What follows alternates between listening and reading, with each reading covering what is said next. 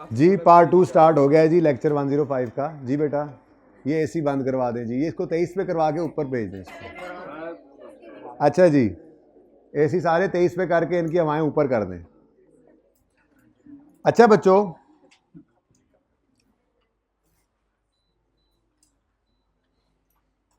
Financial information जो कि financial statement जिसके लिए आप बना रहे होते हैं, फाइनेंशियल इंफॉर्मेशन ही देती है ना। फाइनेंशियल इंफॉर्मेशन जो है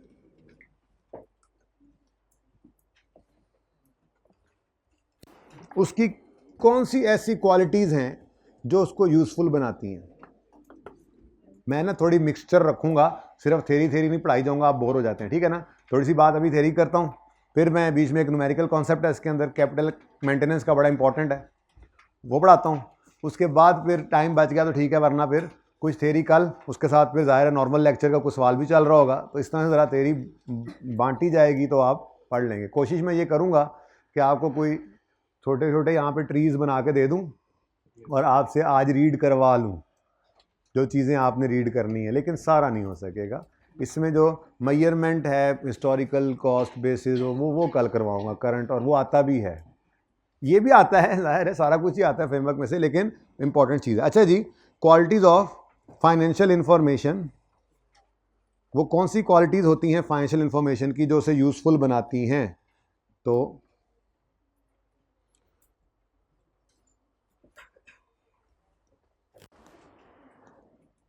qualities of financial information to be useful, ये दो तरह की होती हैं जी, दो बेसिकली दो क्वालिटीज़ हैं, बेसिकली दो ऐसी क्वालिटीज़ हैं जो फाइनेंशियल इंफॉर्मेशन को यूज़फुल बनाती हैं। एक तो उनकी रेलेवेंस, फाइनेंशियल इंफॉर्मेशन की रेलेवेंस जो होती है, और दूसरी उसकी फेथफुल रिप्रेजेंटेशन। शायद आपने कोई ना कोई कॉन्सेप्ट पढ़े भी होंगे इंट्रो में, तो इंट्रो वाली चीज़ें नहीं पढ़े हुए तो मैं आप पढ़ा रहा हूँ, इसीलिए मैंने अपनी तसल्ली तो करनी है, ठीक है जी। ये जनाब कहलाती हैं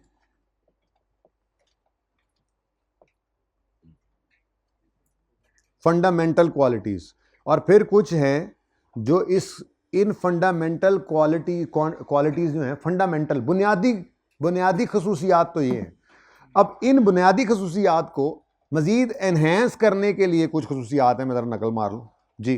बुनियादी खसूसियात को, ज़ाहिर है पिछले सेशन का ज़रा भूल जाता है ना, आपको पता है। बुनियादी खसूसियात को मज़ीद जो एनहेंस करेगी, क्वालिटी क्या है, क्वालिटी क्या है, बुनियादी तौर पर क्वालिटीज़ क्या हैं, दो बुनियादी फंडामेंटल क्वालिटीज़ क्या हैं, दो, रेलेवेंस और फेथफुल रिप्रेजेंटेशन। अब इसको एनहेंस करने के लिए, इसको अचीव करने के लिए चार और क्वालिटीज़ भी फ्रेमवर्क लिखता है कि होनी चाहिए। कौन सी ऐसी चार चीज़ें और हैं जो इन क्वालिटीज़ को मज़ीद एनहेंस कर देती हैं। तो फ्रेमवर्क कहता है कि कंपेरेबल हों। ये जो हम कंपैरेटिव बनाते हैं, पिछले साल से कंपैरिजन करने से फ़ायदा नहीं हो जाता, पता लग जाता है क्या ट्रेंड चल रहा है जी। कंपेरेबल, ठीक है जी, कंपेरेबल हो। ये जो IAS 8 कहता होता था, जो आपकी पॉलिसी आपने सेलेक्ट कर ली, इसको कंसिस्टेंटली अप्लाई करना है, वो भी किस लिए करता था, इसीलिए करता था कि कंपेरेबल रहे फाइनेंशियल इंफॉर्मेशन। यानी फाइनेंशियल इंफॉर्मेशन को कंपेरेबल रखने के लिए कंसिस्टेंसी भी एक टूल था। कंसिस्टेंट क्यों कंसिस्टेंटली अप्लाई करें अपनी पॉलिसीज़ को, ताकि हमारी फाइनेंशियल इंफॉर्मेशन जो है वो कंपेरेबल रहे, ठीक है। उसके बाद इसके अंदर वेरीफाइबिलिटी भी होनी चाहिए। ये जो ऑडिटर आता है, ये आकर देखता है फाइनेंशियल इंफॉर्मेशन को, जो एसेट नज़र आ रहे हैं दरअसल हैं भी या नहीं।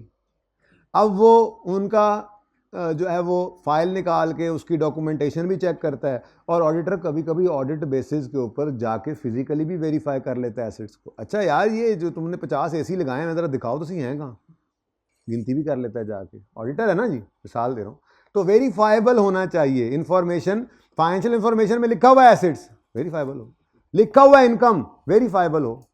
आपने कोई सेल की है, उसके पीछे ज़ाहिर उसकी डॉक्यूमेंटेशन होती है बाकायदा। जब आप जाएंगे ना कैफ के बाद ऑडिट के ऊपर, तो ऑडिट में आप क्या देख रहे होते हैं, आप ये चीज़ें देख रहे होते हैं, जो सेल की फिगर उन्होंने प्रेजेंट की है वो सही है या नहीं है। अब आपको वो ऑडिट वाले उस्ताद पढ़ाएंगे कि उसके ऊपर क्या प्रोसीजर लगाने हैं, आपने सेल को कैसे वेरीफाई करना है, फिक्स एसेट को कैसे आपके डिफरेंट प्रोसीजर्स हैं वो वेरीफाई कर रहे होते हैं आप। तो इस क्वालिटी है इस फाइनेंशियल इंफॉर्मेशन की कि ये वेरीफाइबल हो। वेरीफाइबिलिटी नहीं है तो फिर वेरीफाइबल ना होने की वजह से हमें शक पड़ जाता है कि शायद रिप्रेजेंटेशन फेथफुल नहीं है। और अगर हर फिगर वहाँ से वेरीफाइबल है, सब कुछ सही से लिखा हुआ है, तो ये एक एनहेंसमेंट है फेथफुल रिप्रेजेंटेशन को, ये मजबूत कर रही है ये बात, ठीक है। तो वेरीफाइबल होना भी एक आपकी खसूसियत है फाइनेंशियल इंफॉर्मेशन की। उसके बाद देखो बच्चों, अगर आपको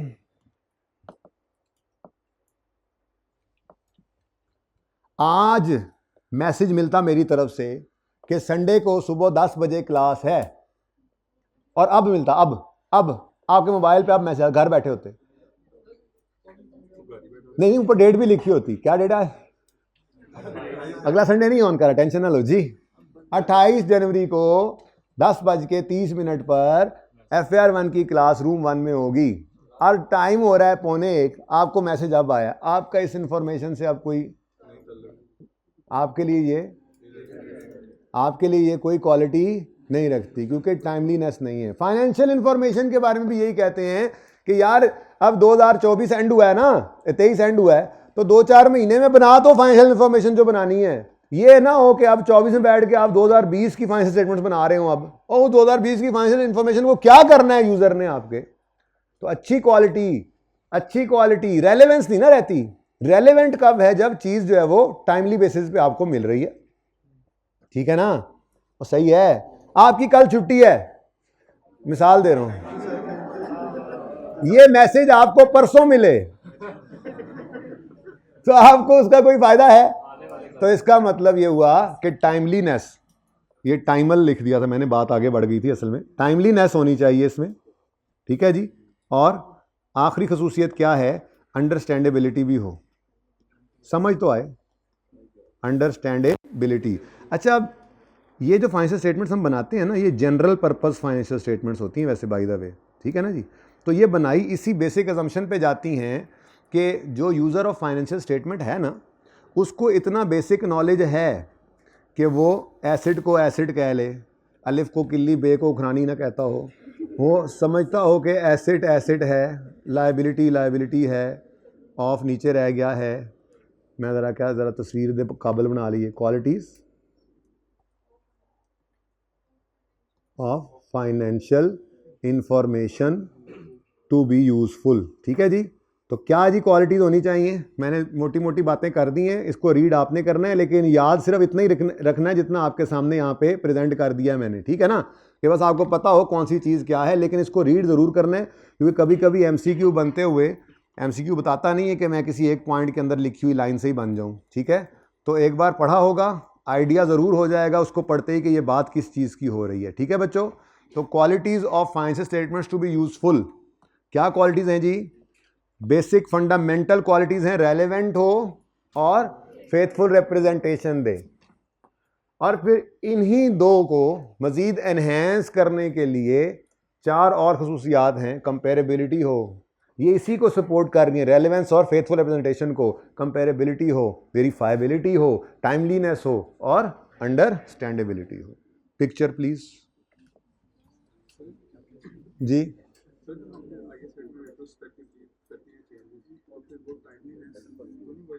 बेटा नहीं, उससे नहीं होती, जब हमें पता लगा है तो हमने उल्टा गलती पिछले साल की भी सही की है। IS8 की एप्लीकेशन पिछले साल की गलती पकड़ रही है, अगर पिछले साल की गलती पिछले साल ही पता लग जाती तो पिछले साल सही कर ली होती ना। पॉलिसी भी चेंज करने के लिए, इसीलिए तो वो बता देते हैं, कंपेरेबिलिटी दिखाने के लिए तो नोट बनता है जिसमें वो कहते हैं कि जी ये चीज़ें हिल गई हैं सारी, पिछले साल की इनकम स्टेटमेंट में ये चीज़ हिली पड़ी है, पिछले साल की बैलेंस शीट है, बैलेंस शीट एक एक्स्ट्रा भी बना देते हैं भाईजान, ये मसले हुए हैं। ये कंपेरेबिलिटी को इंश्योर करने के लिए है, उल्टा ना कि आप कह रहे हो कि इससे वायलेट हो रही है। यही तो बता रहे हैं उनको कि यार देखो कंपेरेबल हिल गया है, इस वजह से हिला है, ठीक है जी। पिक्चर्ड, अब ये आपने कहां से पढ़ना है, ये आपने पढ़ना है LO2, ठीक है जी, ये मैंने आपको पढ़ा दिया है। अब आपने इसको रीड ऑनली करना है और टेबल आपके पास है, और अगर कोई काम की चीज़ और मिल जाती है इसमें जिसको आपको लगता है कि यार समझ नहीं आ रही, वो तो आपने पूछना ही है, तो काम की चीज़ भी मिल जाती है कि यार इसमें ज़रा मैं ये पॉइंट ऐड कर लूँ, तो ये आपका असल में ये फ्रेमवर्क मैंने आपको ऐसे ही नोट्स में बनवाना है, यानी आपके 2-3 सफ़ों के ऊपर ये 3-4 टेबल्स बने हों, बस ये आपका फ्रेमवर्क रिवीजन के लिए, और न्यूमेरिकली जो इसमें से आता है वो कैपिटल मेंटेनेंस का कॉन्सेप्ट है, वो भी मैं आपको जो है वो बता दूंगा, तो ये फ्रेमवर्क फिर आपके ज़रा मुट्ठी में रहेगा। लेकिन इसको एक बार पढ़ना ज़रूरी है, सिर्फ टेबल से काम नहीं चलेगा। टेबल तो तब है जब आपने ये सारा पढ़ा है और आपने ये कंक्लूड कर लिया है कि जो सर ने लिखा था हाँ उसमें कोई कमी पेशी नहीं है, कोई चीज़ ऐसी नज़र आ जाती है जो आपको समझ नहीं आती, वो आप पूछ सकते हैं, ठीक है। तो 2.1 इंफॉर्मेशन टू बी यूज़फुल, उसी तरह से उन्होंने लिखा हुआ है फंडामेंटल और एनहेंसिंग।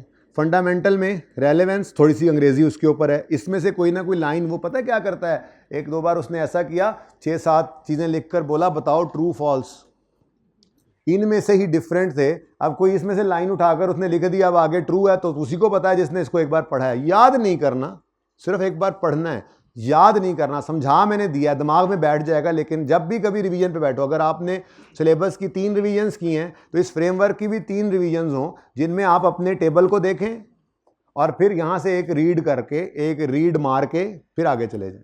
बस इतनी सी रिवीजन चाहिए, याद नहीं करना, ठीक है, लेकिन भूलना भी नहीं, याद रखना ज़रूर है, याद करना नहीं है, याद रख लेना है, ठीक है। और याद रखने का तरीका ये है कि टेबल देखोगे और साथ ही इसको रीड कर लोगे, ठीक है।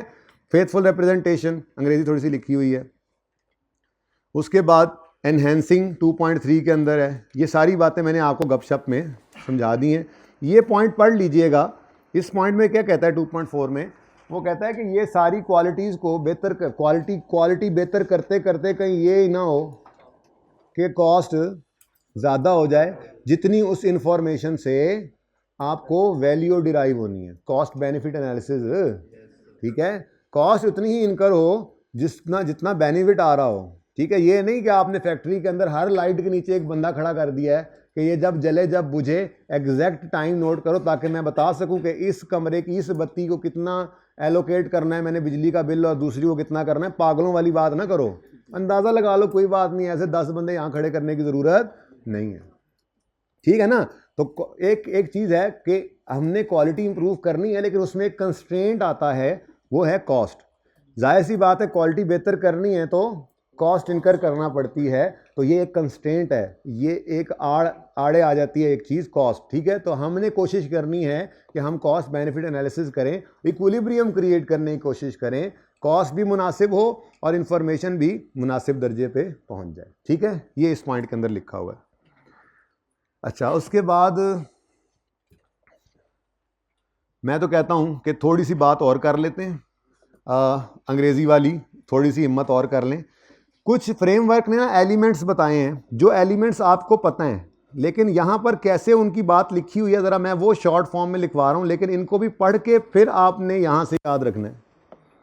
तो जो एलिमेंट्स हैं फाइनेंशियल स्टेटमेंट्स के, आपको उनका नाम भी आता है, लेकिन ऐसे नहीं है, आपको उनका नाम आता है, asset, liabilities, income, expenses, capital, जिसको इक्विटी भी कहते हैं, ठीक है। तो इसकी ज़रा डेफिनेशन मैं आपको आसान अल्फाज में लिखवा रहा हूँ जो फ्रेमवर्क के अंदर ज़रा लिखी हुई हैं, ठीक है। ये मैंने यहाँ से थोड़ा सा पढ़ के कोशिश की थी कोई समरी बन जाए, ठीक है। तो वो समरी जो है वो आपके सामने रख रहा हूँ, लेकिन जाहिर सी बात है समरी ही होती है, पढ़ के आपको हो सकता है कोई गलती भी मिल जाए, वो सही करवा दीजिएगा मुझे कल क्लास में, कोई आपको समझ ना आए बात मुझसे पूछ लीजिएगा, और कोई कमी लगे तो उसको ऐड भी करवा दीजिएगा, ठीक है। अच्छा जी, एसेट्स, मैसेज आ रहे हैं, अब गाड़ी खड़ी हो जाएगी, क्या हो गया? कोई है वैसे गुजरात का बच्चा जो बाय रोड आता जाता अपनी गाड़ी पे? नहीं, वो नहीं है। अच्छा चलो, कोई हो तो बता देना, मैं कोई अच्छा सा रास्ता मोटरवे से। अच्छा जी चलें। एसेट इज अ रिसोर्स, ये मैं इसलिए लिखवा रहा हूँ, आपको पता है एसेट क्या है, और सादा अल्फाज में आपको डेफिनेशन भी आती है कि एसेट एक ऐसा रिसोर्स है जो ऑर्गेनाइजेशन के फ्यूचर बेनिफिट देगा और ओनरशिप में है। लेकिन ये मैं अब थोड़ी फ्रेमवर्क की मिलती जुलती डेफिनेशन इसलिए लिखवा रहा हूँ कि फ्रेमवर्क में उसने अगर आपको ये चीज़ टेस्ट की तो लेट्स से एमसीक्यू के अंदर उसने 3-4 चीज़ें डाल दी जिसमें से एक सही हो तो थोड़ा आइडिया हो कि इसने क्या लिखा हुआ था। बातें आसान है, मुश्किल नहीं है, लेकिन आपके लिए समरी बना रहा हूँ, पर ये रीड आपने करना है। फ्रेमवर्क खत्म कल ही जाके होगा, आज बस मैं कैपिटल मेंटेनेंस इसके बाद कराता हूँ। 5 मिनट बस मुझे और दे दो, ठीक है ना? 5 मिनट में बस ये लिख दूंगा, उसके बाद इसको आपने पढ़ना है। फिर फ्रेमवर्क, वो कैपिटल मेंटेनेंस न्यूमेरिकल जो इसमें से टेस्ट होता है, पिछली से पिछली बार 1 नंबर का सवाल उसी का बन के आया था, और तकरीबन हर दफ़ा MCQs में 1-2 उसके ज़रूर आ जाते हैं, तो मस्ट अपीयर है एक तरह से, वो भी 4 से 5 नंबर तक आ सकता है, ठीक है? तो वो मैं आपको समझा देता हूँ, ठीक है? A resource controlled by an entity as a result of past event, ये इसने लिखा हुआ है, as a result of past event, ठीक है? पास्ट इवेंट क्या होगा जी? नॉर्मली परचेज एक ऐसा इवेंट होता है पास्ट में हुआ हुआ, जिस वजह से ये एसेट एंटिटी के कंट्रोल में होता है, कंट्रोल में, ठीक है? अच्छा, लायबिलिटी के बारे में स्टैंडर्ड जो मुश्किल सी अंग्रेजी लिखता है, मुश्किल इतनी नहीं है, पढ़ेंगे तो, क्लेम है ये। लायबिलिटी के बारे में लिखता है वो, लायबिलिटीज़ क्या होती हैं जी? लायबिलिटीज़, बिल्लीज होती हैं, ठीक है? ये एक प्रेजेंट ऑब्लिगेशन है, देर होगी तुम लोगों को। अब प्रेजेंट ऑब्लिगेशन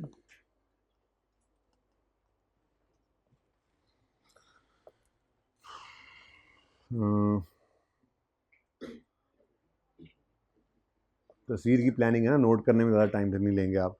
चलो, अब प्रेजेंट ऑब्लिगेशन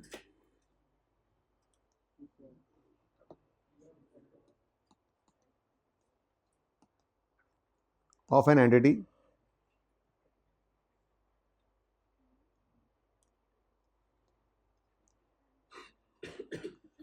इसको क्या करना होता है? हमने सेटल करना होता है ना। तो सेटल करने के लिए, लायबिलिटी को सेटल करने के लिए आपको कोई ना कोई अपने रिसोर्सेज जो हैं वो कुर्बान करने पड़ते हैं, ऐसे ही है। तो it is a present obligation of an entity to transfer the resources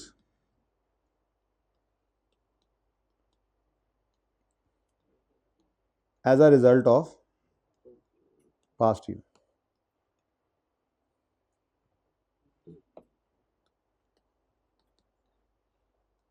past event क्या है जी? उन्होंने जी हमें सर्विस दी है हमारे मुलाजमीन ने, अच्छा, तो अब फिर आपको क्या करना पड़ेगा? उनको सैलरी पे करनी पड़ेगी, ठीक है?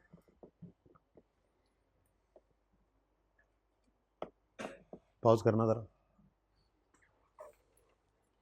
अच्छा जी, उसके बाद इक्विटी के बारे में आपने statement of change in equity के अंदर एक जुमला पढ़ा था, ये रेजिडुअल इंटरेस्ट है, याद आ रहा है? Equity is a residual interest, तो यही इसकी डेफिनेशन है स्टैंडर्ड ने जो लिखी हुई है। कोई बात पूरी पूरी भी ऐसे लिखी होगी, आपने परेशान नहीं होना। Residual interest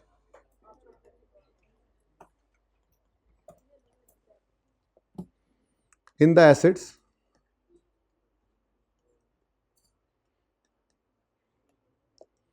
after deduction of all liabilities, ठीक है? After deducting all liabilities. Important चीज़ें जो हैं मैं उन्हीं की आपको इस तरह से टेबल्स बना के दे रहा हूँ जो MCQs में ट्रू फॉल्स में आपके यूज़ हो सकते हैं, ठीक है? उसके बाद आती है जी इनकम और एक्सपेंस की बारी।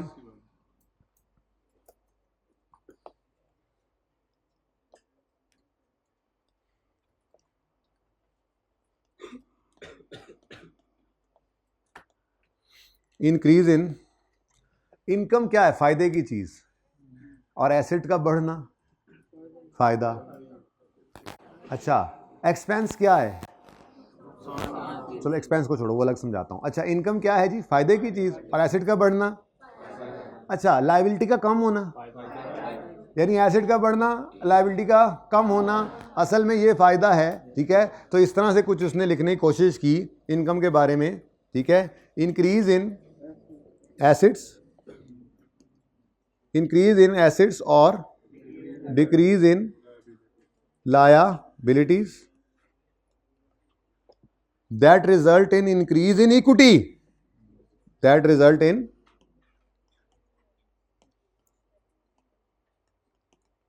increase in equity। मुझे बताओ, क्या इनकम के बढ़ने से प्रॉफिट बढ़ता नहीं है? और प्रॉफिट के बढ़ने से रिटेन्ड अर्निंग्स यानी इक्विटी बढ़ जाती है। लेकिन साथ में फ्रेमवर्क ने ये कहा कि इंक्रीज इन एसेट्स और decrease in liabilities that result in increase in equity, जो के इंक्रीज जो के उनके अलावा हो जो ओनर घर से लाए थे। देखो, इंक्रीज इन इक्विटी दो तरह से हो सकता है, या बिजनेस ने प्रॉफिट्स कमाए या ओनर घर से पैसे लाए। क्या इनकम ओनर घर से लाते हैं? बस फ्रेमवर्क यही डेफिनेशन दे रहा है कि एसेट का बढ़ना, लायबिलिटी का कम होना, ये खुशी की जो बात है, ये खुशी इक्विटी को बढ़ाए। इनकम का एसेट का बढ़ना या लायबिलिटी का कम होना जो इक्विटी को बढ़ाए। लेकिन ये इक्विटी का बढ़ना वो बढ़ना नहीं है जो ओनर के घर से पैसे आने की वजह से होता है, वो तो कैपिटल लाना होता है ना। तो इसलिए उसने इनकम की डेफिनेशन क्या बोली? इंक्रीज इन एसेट और decrease in liability that results in increase in equity other than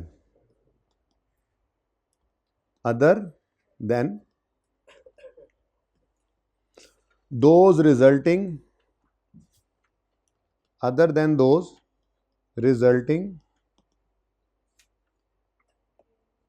resulting from other than those relating to contribution from owners या बाय ओनर्स। ये बात समझ आती है? जरा देखो, इनकम क्या है? खुशी क्या है? जो इक्विटी को बढ़ाए। लेकिन ये इक्विटी का बढ़ना ये वो ना हो आप ओनर घर से पैसे लाएं, आपको जी खुशी होगी, इनकम होगी। वो इनकम नहीं है भाई, वो कैपिटल होता है। ऐसे ही एक्सपेंस क्या है? इसी के उलट एक्सपेंसेस क्या होते हैं जी? डिक्रीज इन एसेट और increase in liability that would result in decrease in equity. लेकिन ये भी क्या है? Other than those relating to distribution towards, हाँ, ड्राइंग्स ना। जैसे कैपिटल इधर इनकम नहीं है, ऐसे ही निकलना एक्सपेंस है वो वाला जो अदर देन ड्राइंग्स हो। ड्राइंग्स को एक्सपेंस नहीं कहते थे, बचपन में उस्तादों ने सिखाया था, फ्रेमवर्क ने कहा हुआ। ठीक है, तो इसकी डेफिनेशन क्या बनी? देखो, ये साथ साथ याद भी होता जा रहा है, ऐसे थोड़ा ही अब छोड़ तो नहीं ना सकते। तो इसीलिए थोड़ी सी चीज़ यहाँ पर करके आज फिर मैं आपको न्यूमेरिकल पे ले जाऊँगा, वो 10 मिनट में हो जाना है, न्यूमेरिकल पर छुट्टी दे दूँगा। ये हाज़म करेंगे आप, जो पढ़ने के लिए दूंगा वो अच्छे से पढ़ के आएंगे। कल फिर इंशाल्लाह आप लोगों को मैं बाकी की इसके अंदर थ्योरी पढ़ाऊँगा, फिर इसके पास पेपर MCQs वगैरह देखेंगे कि वो किस तरह के आते हैं। ठीक है, प्लस फिर बाकी जो चीज़ें बची खुची रहती हैं उनकी तरफ चले जाएंगे। डिक्रीज इन एसेट्स और increase in liabilities that result in, बोलो आप बोलो, अब ये याद हो रहा है आपको खुद साथ साथ। तो बस ये कह रहा हूं, आपको ये टेबल सामने होगा, आपको मोस्टली चीज याद होगी। याद रखना है, याद करना नहीं है, मैं ये कह रहा हूं, ताकि MCQ आए, ट्रू फॉल्स आए, फिल इन द ब्लैंक आए, आइडिया हो क्या चीज की बात हो रही है। बस रिप्रोड्यूस तो मुश्किल ही है, करना पड़े तो 2-2 3-3 लाइनें याद हो जाएंगी। ज़्यादा चीज़ रिप्रोडक्शन अगर मांग सकता है तो वो कॉन्सेप्ट किया जो कल मैंने पढ़ाना है आपको, जिसके अंदर बेसिस हैं। हिस्टोरिकल कॉस्ट क्या होती है, करंट वैल्यू क्या होती है, प्रेजेंट वैल्यू क्या होती है, इस तरह से जो बात करता है ना, वो इंशाल्लाह कल जो पढ़ाऊंगा वो रिप्रोडक्शन उसकी मांग सकता है। ठीक है, तो डिक्रीज इन एसेट और increase in liabilities that result in decrease इन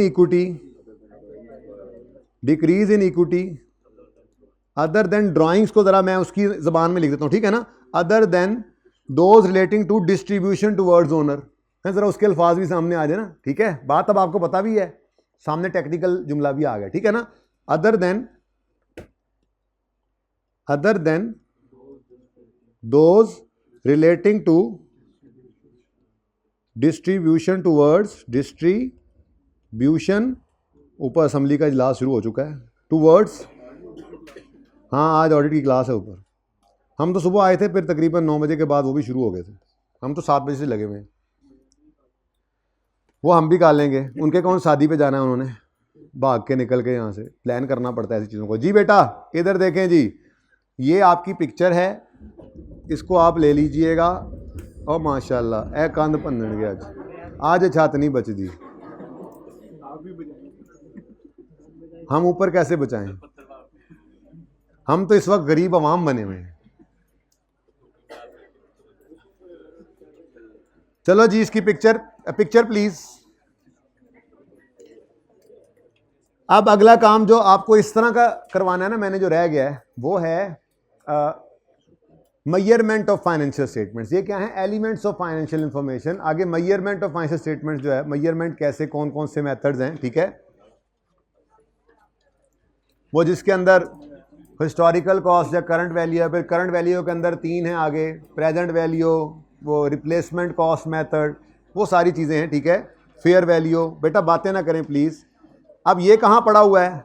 ये एलिमेंट्स आपको यहाँ पे मिल जाएंगे, इसको ज़रा पढ़ लीजिएगा। मैंने यहीं से देख देख के कॉपी किया है। उसके अलावा जो चीज़ आपने याद रखनी है वो ये पर्पज़ है, इसको घर पढ़िएगा। ये पर्पज़ इसलिए इम्पॉर्टेंट है कि ये भी किसी MCQ में या फिल इन द ब्लैंक में कोई इनमें से डाल सकता है, ठीक है। लेकिन आपने याद रखना भी क्या है, सिर्फ जो अंडरलाइंड है ऑलरेडी, थोड़ा अंडरलाइन कर दिया था इसमें से, ऐसे याद रह जाए। जी बेटा फ्रेमवर्क का क्या मकसद है? बस जा रहे हैं, अब न्यूमेरिकल में जा रहे हैं, बस ये आखिरी बात है। ये ऐसे मेरे के सामने आ गए, ये बस सामने आ गया। तो सुन लो पर्पस क्या है। डिस्क्राइब करना objective and concept of general purpose financial reporting. Assist करना बोर्ड जो बनाता है स्टैंडर्ड्स बनाने में। असिस्ट करना फाइनेंशियल स्टेटमेंट्स बनाने वालों को फाइनेंशियल स्टेटमेंट्स बनाने में। ऐसी बातें। असिस्ट करना सारी पार्टीज़ को कि वो अंडरस्टैंड या इंटरप्रेट कर सकें स्टैंडर्ड्स को। कंट्रीब्यूट करना जो IS फाउंडेशन का, जो इस तरह की बातें हैं जनरल। सिर्फ आपने इसको अंडरलाइन वाले को जहन में रखना है, 1-2 बार पढ़ लेना है, ठीक है ना, कि जी क्या क्या करते हैं ये, ठीक है। तो क्या क्या मकासद हैं इनके, किस वजह से ये फ्रेमवर्क बनाया गया था, ठीक है। तो ये 1.1 भी आपका रीड ऑनली है। अगर ये इतना इंपॉर्टेंट होता जिस तरह से बाकी थे तो मैं उसको भी ट्री की फॉर्म में बताता, लेकिन ये ऑलरेडी मैंने अंडरलाइन किया हुआ है। सिर्फ काम की चीज़ ये पढ़ लेनी है, ठीक है जी। चलें जी अब ऐसा करते हैं,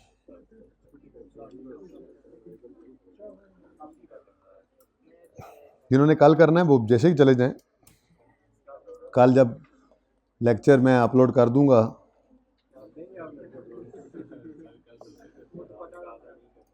संडे था ना इसलिए, मंडे वाला नहीं होगा, संडे को। अच्छा ये चेक करें आप लोग ना, इजी ले रहे हैं, चेक करें। 7 नंबर का सवाल आया था स्प्रिंग 22 में, ट्रू फॉल्स।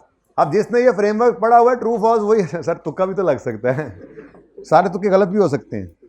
मेजरमेंट बेसिस जो कल पढ़ाना है 6 नंबर का,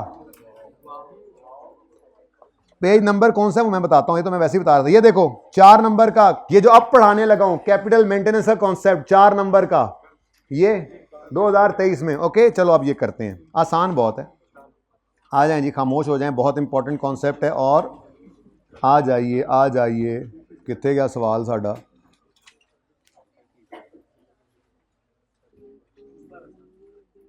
हाँ कैरी जी बेटा, ये 10 मिनट का सवाल है भाई।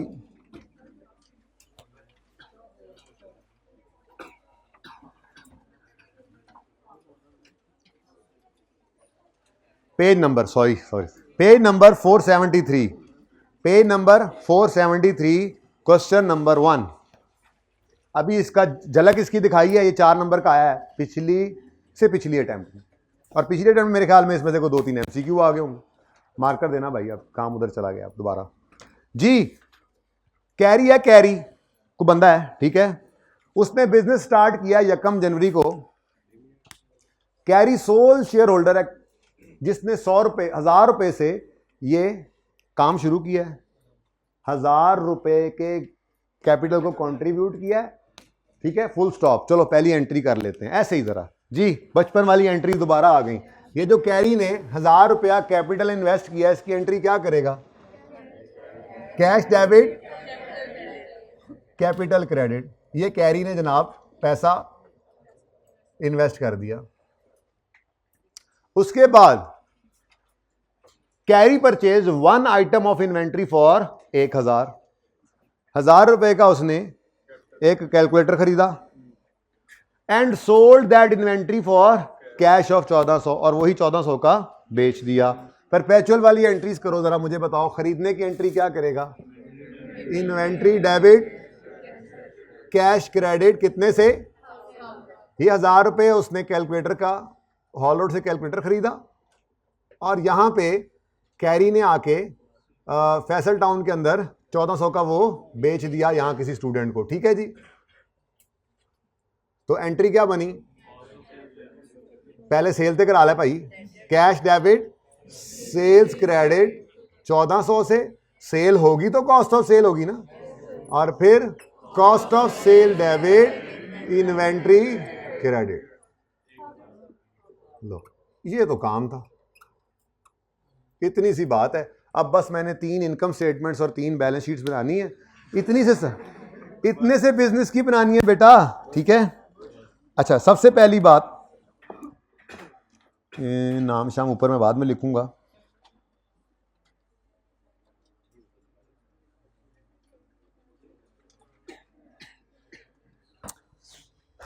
लें जी, स्टेटमेंट ऑफ 3 काफी होंगी, स्टेटमेंट ऑफ कंप्रीहेंसिव इनकम बना रहा हूं मैं, बस में सिर्फ P&L ही है। ठीक है ना, ओके।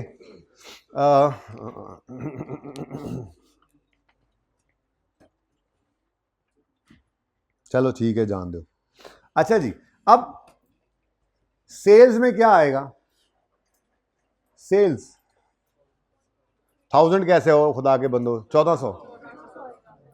पहली एंट्री वाइज मैं नहीं करवा रहा, मैंने एंट्रीज करवा दी। अगर एंट्रीज करवाना चाहो तो फिर वो कैश का लेजर बनाओ, मैं नहीं कर, मैं कह रहा हूं डायरेक्ट करो। ठीक है ना, सेल की एंट्री क्या हुई है? कैश डेबिट सेल क्रेडिट वाली, ये 1400 रुपए की सेल। कॉस्ट ऑफ सेल कितनी आ रही है आपकी? कॉस्ट ऑफ सेल्स आ गई 1000 और बाकी क्या आ गया जी? आपका प्रॉफिट आ गया कितना? 400। साथ साथ नोट ना करना, फिर बाद में कहना हमने तो लाइन छोड़ी। अब बता रहा हूं। उसके बाद आती है बारी बैलेंस शीट की, स्टेटमेंट ऑफ फाइनेंशियल पोजीशन। इसमें आपको पता है इक्विटी होती है, इक्विटी में आपके कैपिटल आ रहा है। कैपिटल कितना लेके आया था? 1000। ठीक है जी। अच्छा, किसी वजह से यहां पे भी मैंने एक लाइन छोड़नी है, किसी वजह से।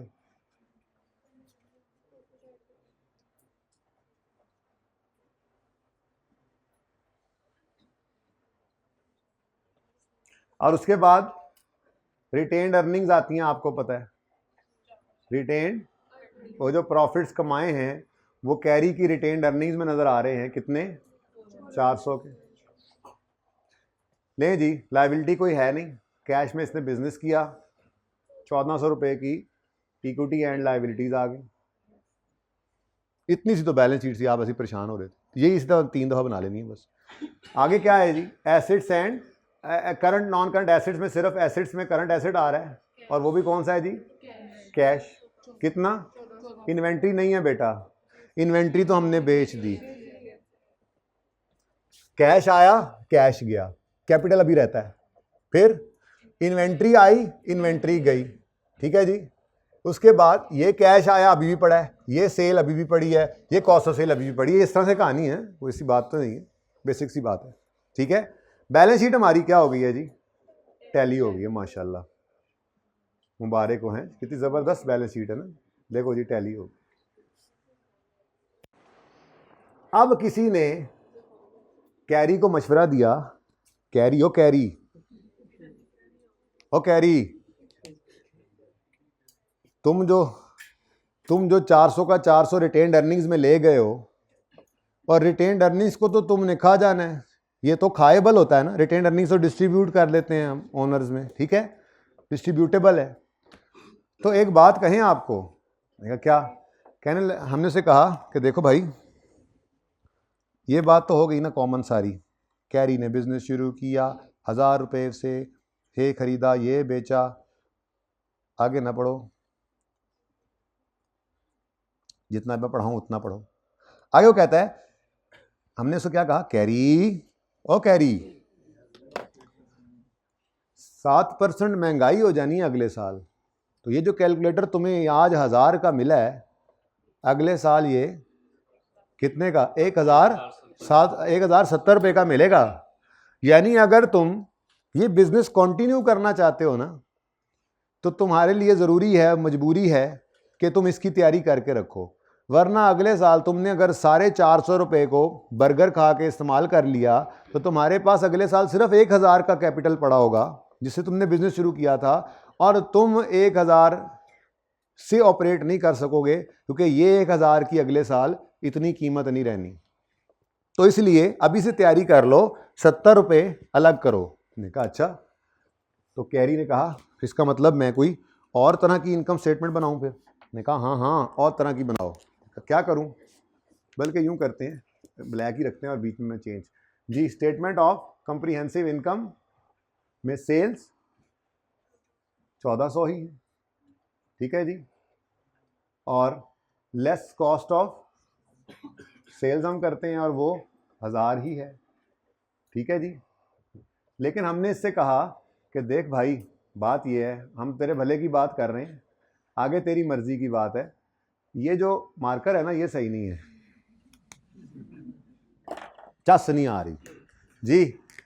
हमने भाई तेरे भले की बात करनी है, ठीक है। तो ये जो तुझे 1000 रुपया आज नजर आ रहा है ना कैपिटल में पड़ा हुआ, ये 1000 रुपया तेरे अगले साल इतना काम नहीं आएगा, क्योंकि 7% महंगाई की शरह है, शरह नमू है 7%।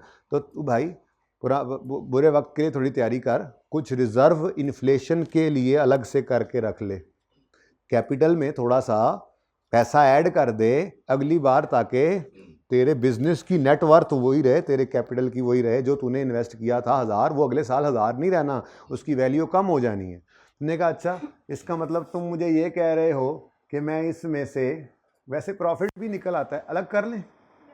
अलग कर लेते हैं चलो जी। 400 का जो नेट प्रॉफिट निकला था ना बिजनेस में, और तो कुछ था नहीं, इस 400 के प्रॉफिट में से हमने उसे कहा यार हमारी मान और इन्फ्लेशन के लिए थोड़ा सा अलग करके रिजर्व रख ले। तो इन्फ्लेशन रिजर्व हमने इससे क्रिएट करवाया कि जो 1000 रुपया है ना, इसका 7% अगले पीरियड के अंदर तुझे कम से कम और चाहिए, तो ये ना खा जाए कहीं। तो उसने कहा ठीक है, 70 यहाँ से निकाल लेता हूँ, और अब मेरे पास नेट प्रॉफिट कितना है? अब मैं इसका बर्गर खा लूँ? हमने कहा हाँ, आप इसमें अंडा एग डलवा लेना, ठीक है, खा लो। अब तुम अब महंगाई के रुझान को काबू में रख सकोगे। तो स्टेटमेंट ऑफ फाइनेंशियल पोजीशन के अंदर फिर क्या चेंज आएगी? इक्विटी के अंदर पहले जो सिर्फ कैपिटल था 1000 का, आमने सामने नहीं हो सका जी, 1000 का, उसमें अब एक रिजर्व आ जाएगा जिसका नाम क्या है? Inflation reserve. जैसे रीवेंस रिजर्व होता था, जैसे चेंज वो वैसे इन्फ्लेशन रिजर्व, लेकिन मैं इसको रखा हालांकि क्योंकि इसका नाम क्या है, ये कॉन्सेप्ट क्या है? कैपिटल मेंटेनेंस, ठीक है भाई। अगर बाहर को गाड़ी आई खड़ी है तो उन्हें कहो कि वेट करें जाके, ठीक है, कह दो उन्हें। इन्फ्लेशन रिजर्व, ठीक है, कितना इन्फ्लेशन रिजर्व है? तो अब आपने अपना कैपिटल मेंटेन कर लिया। क्या कर गए आप? कैपिटल अपना मेंटेन कर गए, और अब आप ये कह सकते हैं कि रियल टर्म्स में आपका कैपिटल मेंटेन्ड है। मनी टर्म्स में तो यहां भी मेंटेन्ड था, मनी टर्म्स में आपका कैपिटल 1000 रुपया, ये देखो आपका कैपिटल कितना है? 1000। मनी टर्म्स में तो आपका कैपिटल मेंटेन था, लेकिन अब आपका कैपिटल जो है रियल टर्म्स में मेंटेन्ड है। रियल टर्म्स में सिर्फ ये नहीं, 100, देखो मनी टर्म का मतलब क्या है? ये 100 रुपए का नोट है, संभाल के रखूं अगले साल यही 100 रुपए का नोट, ये क्या है जी? 100 का नोट, मनी टर्म्स में यही है। लेकिन रियल टर्म में एक साल बाद ये 100 की वर्थ कम हो जाएगी, तो 7 रुपए और रखे हैं हमने ताकि हमारा ये कैपिटल रियल टर्म्स में मेंटेन हो जाए, ठीक है। बाकी रिटेन्ड अर्निंग्स वैसे ही हैं जो उसने बर्गर के लिए यूज कर सकनी है। रिटेन्ड अर्निंग्स कितनी जी, अब 330 है, टोटल क्या हो गया, वो तो अभी भी वही है।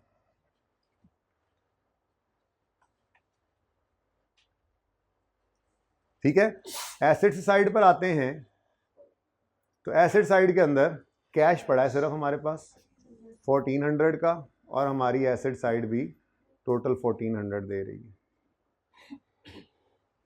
तो इसको कहा जाता है कैपिटल मेंटेनेंस, ठीक है। फाइनेंशियली क्या किया हमने, फाइनेंशियली कैपिटल को मेंटेन किया है। अभी नोट नहीं करना, अभी ऊपर भी एक चीज आनी है, ठीक है।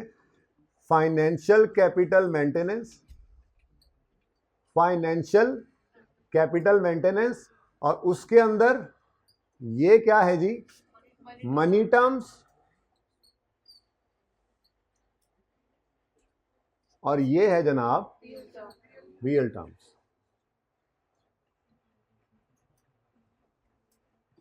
ठीक है बेटा, money terms, real terms.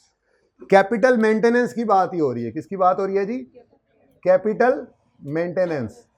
Capital हमने मेंटेन किया है, और कैपिटल मेंटेन किया है हमने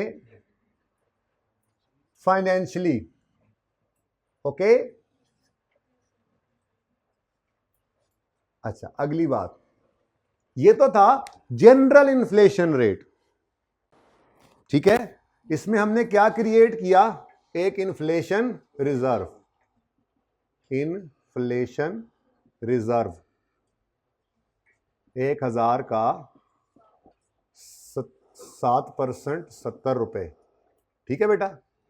ये एक नई चीज आई थी, ये जरा चेंज मैंने कहा ब्लू कर देना, इन्फ्लेशन रिजर्व। अच्छा, अब कैरी खुशी खुशी ये काम करके जा ही रहा था 1 अंडे और 2 शामी वाला बर्गर खाने। 1 अंडा तो हमने उसको कम करवा ही दिया था, हमने उसको फिर रोक लिया। हमने कहा कैरी तुम अगले साल भी कैलकुलेटर का बिजनेस ही करना चाहोगे या कुछ भी खरीद लोगे। उसने कहा अगले साल तो मैं कैलकुलेटर खरीदूंगा, ये मैं मिसाल दे रहा हूँ ऐसे, ठीक है ना। तो अगले साल भी मैं कैलकुलेटर, बड़ा अच्छा रहा, कैलकुलेटर का कारोबार ही करूंगा। तो हमने कहा अच्छा, कैलकुलेटर के बारे में हमने पढ़ा था अखबार में कि उसका रेट तो अगले साल 1100 रुपये होगा। तो अगर तुम फिजिकली भी, फाइनेंशियली नहीं लेकिन फिजिकली, यानी इसी करंट बिजनेस को ही जो कर रहे हो इसी को ही मेंटेन करना चाहते हो, अगले साल भी कैलकुलेटर तुमने लेना है, तो तुम्हारा कैपिटल फिर अभी भी मेंटेन्ड नहीं है। तो अगर तुम फिजिकल मेंटेनेंस करोगे तो उसके लिए तुम्हें 100 रुपये अलग करने पड़ेंगे। इसको कहते हैं जी फिजिकल कैपिटल मेंटेनेंस। क्या कहते हैं जी। अब इसमें क्या करेगा कैरी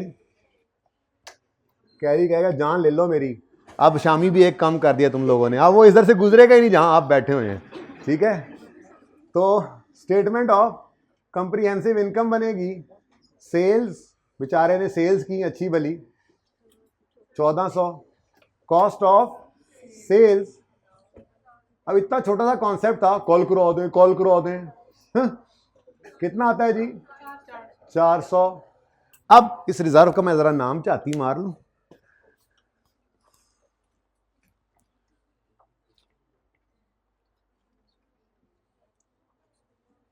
करंट कॉस्ट रिजर्व। क्या नाम जी, करंट कॉस्ट रिजर्व। यानी कि आप करंट कॉस्ट के ऊपर रह ले, नाम मेरे जहन से निकल गया था पिछली दफा वाला, ठीक है।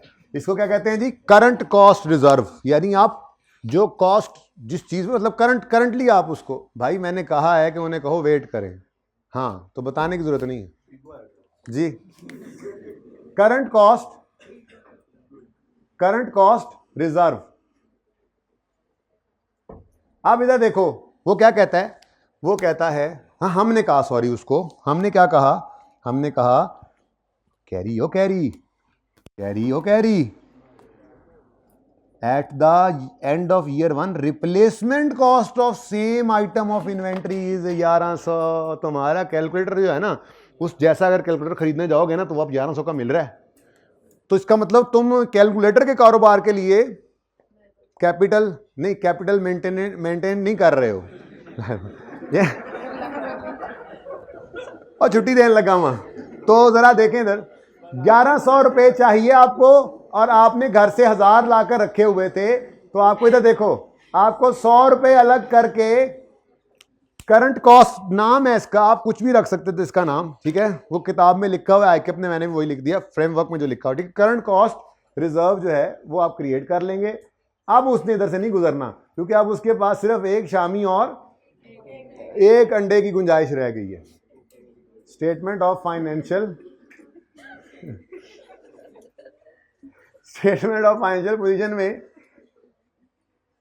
इक्विटी कैपिटल इसका 1000 था, लेकिन इसने करंट कॉस्ट रिजर्व बना लिया। अब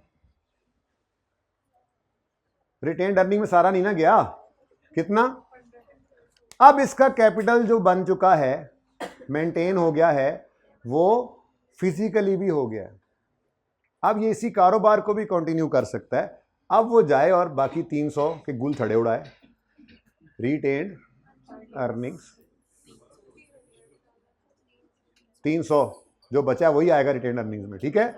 यानी रिटेन्ड अर्निंग में इतना छोड़ा ही नहीं कि वो गड़बड़ कर सके, ज्यादा सारे के सारे भी ले जाएगा ना, तो हम कैलकुलेटर का कारोबार दोबारा, वो अलग बात है कि वो 300 भी नहीं लेके जाएगा, वो कहेगा यार इसको भी रिटेन करो। अब हम ये वाली अकाउंटिंग पढ़ते आए हैं आज तक। असल में होता क्या है, प्रैक्टिकली जो ऑर्गेनाइजेशन है वो यही यूज करती हैं और रिटेन्ड अर्निंग सारी निल नहीं करती हैं। जो जरूरत पड़ रही होती है ना इस तरह की, उसको इसी से ही सपोर्ट कर रही होती है। रिटेन्ड अर्निंग कभी आप जीरो नहीं देखेंगे किसी ऑर्गेनाइजेशन की, काफ़ी सारे पैसे उसमें रखे होते हैं, तो वो इस तरफ नहीं आते। लेकिन फ्रेमवर्क ने ये कैपिटल मेंटेनेंस के 3 मॉडल्स दिए हुए हैं। आपके पर्चे के लिए ये पढ़ना ज़रूरी है, क्योंकि इसमें से आता है 2 से 4 नंबर का, सिर्फ फ्रेमवर्क में से, ये कैपिटल मेंटेनेंस में से आ जाता है, ठीक है जी। कितना हो गया जी टोटल बैलेंस शीट का? ये वाला इक्विटी वाला हिस्सा 1400, और दूसरा एसेट्स में तो माशाल्लाह कैश, लोन रेंजर कैश 1400,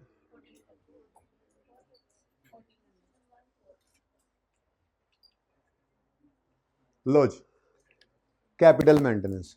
पिक्चर प्लीज। अच्छा जी, अब मैं बताऊं आपको कि हमने कितना पढ़ा है। इधर देखो, आ जाओ इधर जल्दी से, पेज नंबर 466 पे आओ जरा। भाई आप असगर को बुला लें जी, पेज 466 पे तशरीफ लाएं। लर्निंग ऑब्जेक्टिव जो 5 है, इसको आपने अब रीड ओनली करना है। ये मैंने सारा करवा दिया आपको। बीच में एग्जाम्पल है, इसी तरह की है, बस फिगर्स थोड़ी छोटी हो गई हैं।